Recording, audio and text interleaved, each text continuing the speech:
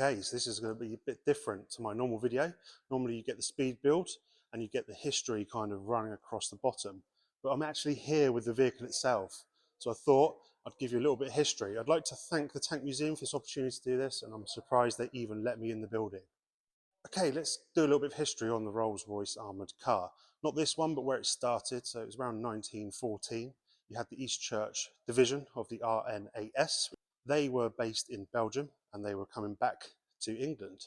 Now, on their way back, they were asked to go to Dunkirk to kind of do some recce on some aircraft, a bit of reconnaissance. They had with them some silver shadows and they had on them some Maxim machine guns. Now, after a couple of attacks from the enemy, they realised they were a bit under armoured. So they popped down to Dunkirk docks, grabbed some boiler plating, slapped it on the vehicle itself, and that kind of bore the armoured car, as it were. The War Office saw this, and they were very impressed, and they said, let's get some prototypes built out, which Winston Churchill was involved in, which is quite an interesting story. But I want to keep this like a toddler in a tiara, short and sweet. So that's a brief history. Forgive me if anything was slightly wrong. That was a brief history, but let's go on to this car itself.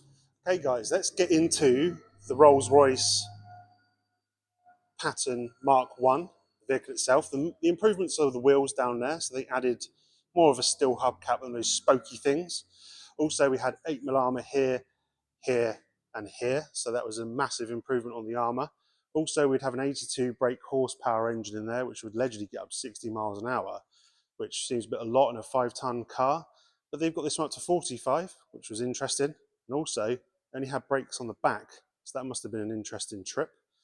You allegedly have 3 to 4 crew in here. Now, I can't believe you'd get 4 people in there, especially if they're my size, kind of well-toned physique I have. So I'd say 2 to 3. So you're probably going to get a driver, commander, and a gunner. And the gunner had the Vickers machine gun up there, water-cooled.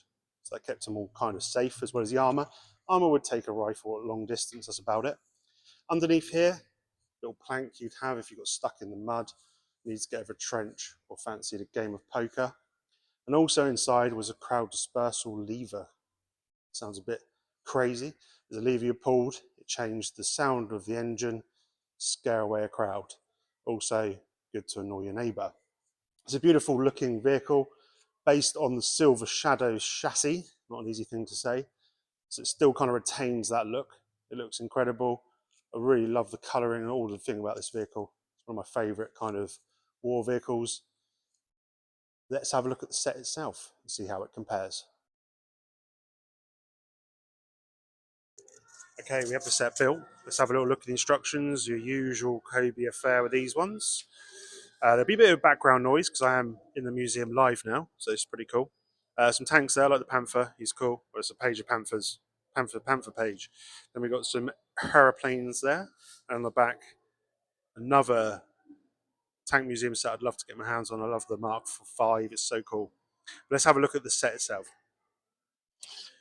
Minifigure, so you've got your typical kind of British soldier there. He's looking a very happy and young chap. I think I've got potatoes in my fridge older than him, but the printing on it's pretty good. It comes with a pistol, which is a Webley Mark IV revolver, not Wembley, that's the football stadium, and a pair of binoculars. Let's have a look at the car itself.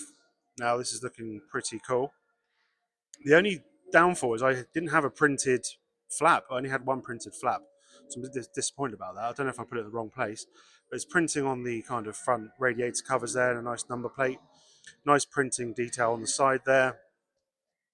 It's got a fully movable turret with the Vickers machine gun, and then the back does have the down flap there. And some nice printing on the back as well. Double wheels, you've got the steps on the side.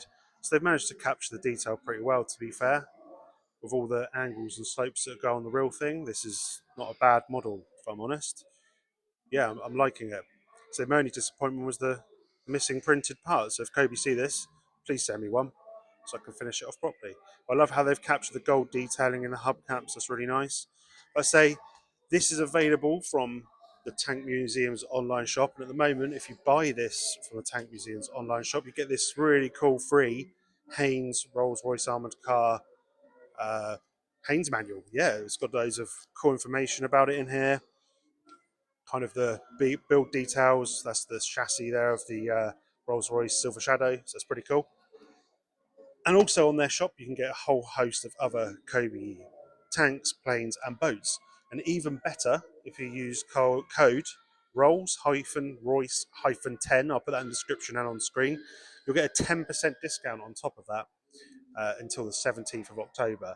So that's pretty awesome. And thanks to Tank Museum for hooking us up with that deal for you guys. So please do take advantage of that.